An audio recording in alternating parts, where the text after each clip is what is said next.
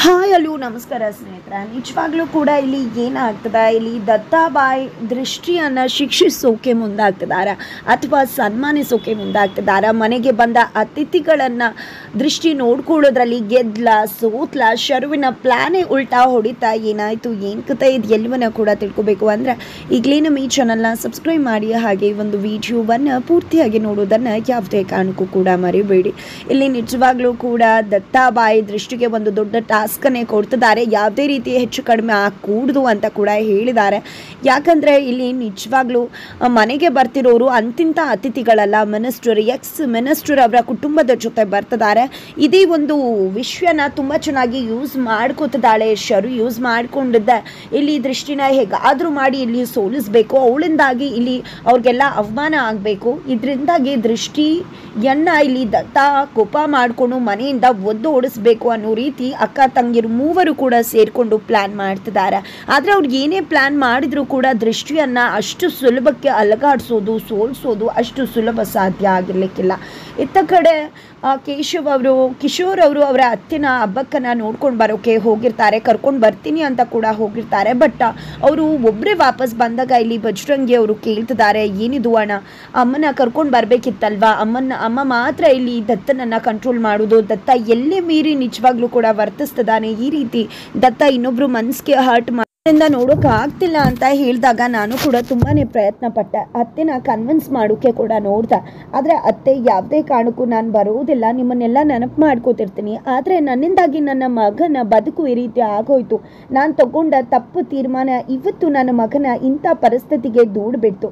ಇಲ್ಲ, ನನ್ನ ಮಗನ ಆ ಪರಿಸ್ಥಿತಿಯಿಂದ ನಾನು ನೋಡೋಕ್ಕಾಗೋದಿಲ್ಲ, ನಾನು ಇನ್ನೂ ಸ್ವಲ್ಪ ದಿನ ಇಲ್ಲೇ ಇರ್ತೀನಿ, ಆ ನಂತರ ನಾನು ಮನೆಗೆ ಬರ್ತೀನಿ, ದಯವಿಟ್ಟು ಈಗ ನನ್ನನ್ನು ಕರಿಬೇಡಿ ಅಂತ ಹೇಳಿಬಿಟ್ರು ಅಂದಾಗ ನಿಜವಾಗ್ಲೂ ಕೂಡ ಬಜರಂಗಿ ತುಂಬ ಬೇಜಾರು ಮಾಡ್ಕೋತಾರೆ. ಇಲ್ಲ, ಅಮ್ಮ ಬರಬೇಕಿತ್ತು ಅಂತ ಹೇಳಿ ಅನ್ಕೋತಿರ್ತಾರೆ. ಅಷ್ಟರಲ್ಲಿ ಇನ್ನೊಂದು ವಿಷಯನೂ ಕೂಡ ಪ್ರಸ್ತಾಪ ಮಾಡ್ತಾರೆ ಬಜರಂಗಿ. ಈಗ ಬೇರೆ ಮಿನಿಸ್ಟರ್ ಮನೆಗೆ ಬರ್ತಿದ್ದಾರೆ, ದತ್ತ ದೃಷ್ಟಿಗೆ ಅಡುಗೆ ಮಾಡು ಅಂತ ಕೂಡ ಹೇಳಿದ್ದಾರೆ ಅಂತ ಏನು ಮಾತಾಡ್ತಿದ್ಯಾ ಬಜರಂಗಿ ಅಂತ ಕಿಶೋರ್ ಅವ್ರು ಕೇಳಿದಾಗ, ಹೌದು ಅಣ್ಣ, ಎಕ್ಸ್ ಮಿನಿಸ್ಟರ್ ಮತ್ತು ಅವ್ರ ಕುಟುಂಬ ಮನೆಗೆ ಬರ್ತಿದ್ಯಂತೆ, ಅವ್ರಿಗೆ ಅಚ್ಚುಕಟ್ಟಾಗಿ ಅಡುಗೆ ಮಾಡಬೇಕು ಅಂದಾಗ ದೃಷ್ಟಿ ನಾನು ಮಾಡ್ತೀನಿ ಅಂತ ಒಪ್ಕೊಂಡ್ಲು. ದತ್ತ ಕೂಡ ಯಾವುದೇ ರೀತಿ ಹೆಚ್ಚು ಕಡಿಮೆ ಆಗಬಾರ್ದು ಅಂತ ಕೂಡ ಹೇಳಿದ್ದಾರೆ. ನಿಜವಾಗ್ಲೂ ನನಗೆ ಭಯ ಆಗ್ತದೆ ಅಂತ ಹೇಳ್ತಿದ್ದಾಗೆ ಈ ಕಡೆ ದೃಷ್ಟಿ ಅದನ್ನು ಕೇಳಿಸ್ಕೊಂಡಿದ್ದೆ ಅಲ್ಲಿಗೆ ಬರ್ತಾಳೆ. ಜೊತೆಗೆ ಈ ಕಡೆ ದೃಷ್ಟಿನ ನೋಡ್ತಿದ್ದಾಗೆ ಈ ಕಡೆ ಬಜರಂಗಿ ಏನೂ ಮಾತಾಡೋದಿಲ್ಲ. ಇತ್ತ ಕಡೆ ಕಿಶೋರಣ್ಣ, ಅದು ಯಾರೋ ಎಕ್ಸ್ ಮಿನಿಸ್ಟರ್ ಮನೆಗೆ ಬರ್ತಿದಾರಂತೆ, ಅವ್ರಿಗೆ ಅದೇನೋ ರಿಟರ್ನ್ ಗಿಫ್ಟ್ ಕೊಡಬೇಕು ಅಂತ ಅವ್ರು ಹೇಳಿದ್ರು ಅಂದಾಗ ಈ ಕಡೆ ಇದು ಕೂಡ ಗೊತ್ತಿಲ್ವಾ ದೃಷ್ಟಿನಿಗೆ ಅಂತ ಹೇಳಿ ನಗೋಕ್ಕೆ ಶುರು ಮಾಡ್ತಾರೆ. ಜೊತೆಗೆ ನಿನಗೆ ಭಯ ಆಗ್ತಿಲ್ವಾ ಅಂತ ದೃಷ್ಟಿನ ಕೇಳಿದಾಗ ನಿಜವಾಗ್ಲೂ ಭಯ ಆಗ್ತದೆ, ನನಗೆ ನನ್ನ ಮೇಲೆ ನಂಬಿಕೆ ಇದೆ, ಖಂಡಿತವಾಗ್ಲೂ ನಾನು ತುಂಬ ಚೆನ್ನಾಗಿ ಅಡುಗೆ ಮಾಡ್ತೀನಿ, ಯಾರಿಗೂ ಕೂಡ ತೊಂದರೆ ಆಗೋದಿಲ್ಲ, ನನ್ನ ಗಂಡನ ಮರ್ಯಾದೆ ಉಳಿಸ್ತೀನಿ ಅಂತ.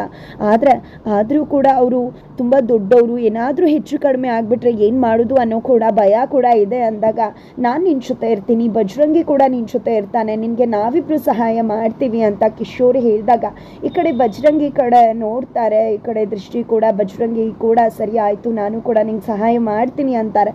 ಬಟ್ ಖುಷಿ ಪಡಬೇಡ, ನಿನಗೋಸ್ಕರ ಅಲ್ಲ ನಾನು ಮಾಡ್ತಿರೋದು, ದತ್ತಾಬಾಯಿಗೆ ಕೆಟ್ಟ ಹೆಸರು ಬರಬಾರ್ದು, ಮತ್ತೆ ದತ್ತಾಬಾಯಿಂದ ಮಗದೊಂದು ತಪ್ಪು ಆಗಬಾರ್ದು, ನಿನ್ನನ್ನು ಶಿಕ್ಷಿಸಬಾರ್ದು ಅನ್ನೋ ಒಂದೇ ಕಾರಣಕ್ಕೆ ಅಂತ ಕೂಡ ಹೇಳಿದಾಗ ನೀವಿಬ್ಬರು ನನಗೆ ಬಲ ಕೊಟ್ರಲ್ವ, ನಾನು ನಿನ್ಗೆ ಯಾವುದೇ ರೀತಿ ಭಯ ಇಲ್ಲ, ನಾನು ತುಂಬ ಚೆನ್ನಾಗಿ ಅಡುಗೆ ಮಾಡ್ತೀನಿ ಅಂತ ಕೂಡ ದೃಷ್ಟಿ ಹೇಳ್ತಾಳೆ.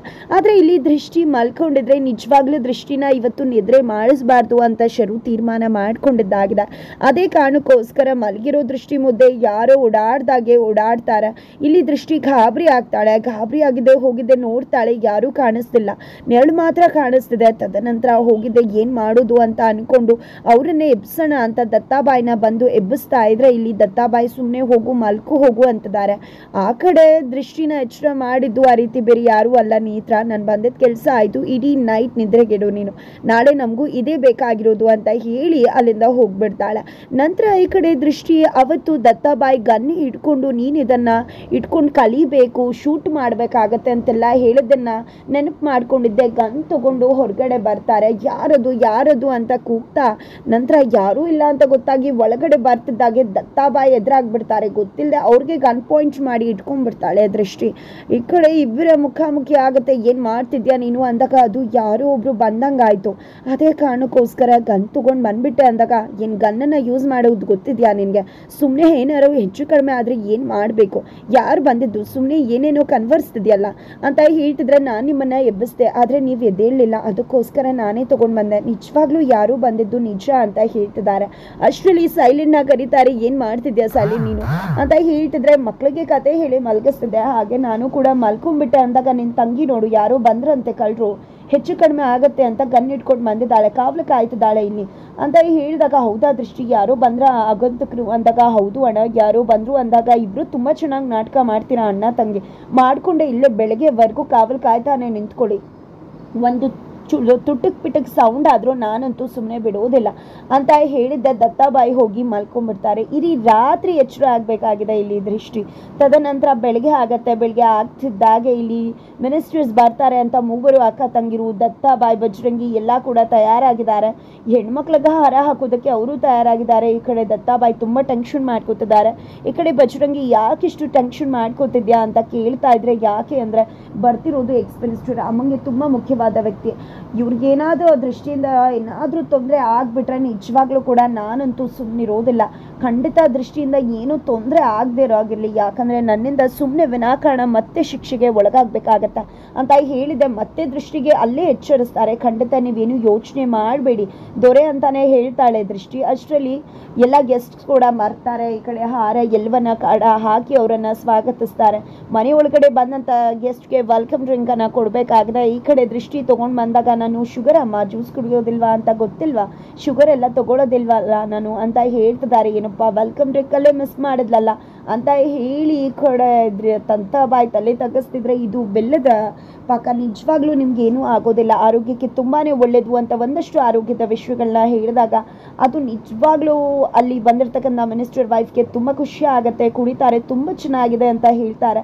ನಂತರ ಮಿನಿಸ್ಟರ್ಸ್ ಕೂಡ ತೊಗೊಂಡು ಕುಡಿತಾರೆ. ನಂತರ ಅವ್ರ ಸೊಸೆ ಅಂತೂ ನಮ್ಮ ಅತ್ತೆ ಹೇಳಿದಷ್ಟು ಚೆನ್ನಾಗಿಲ್ಲ, ಪರವಾಗಿಲ್ಲ, ಬಟ್ ಇವ್ರು ಯಾರು ಲಾಸ್ಟ್ ಟೈಮ್ ನಾವು ನೋಡಿದಾಗ ಇರಲಿಲ್ವಲ್ಲ ಅಂದಾಗ, ಈ ಕಡೆ ದತ್ತ ನನ್ನ ಹೆಂಡತಿ ಅಂತ ಹೇಳ್ಕೊಳ್ಳೋದಕ್ಕೆ ಮುಂದೆ ಬರ್ತಾ ಇಲ್ಲ.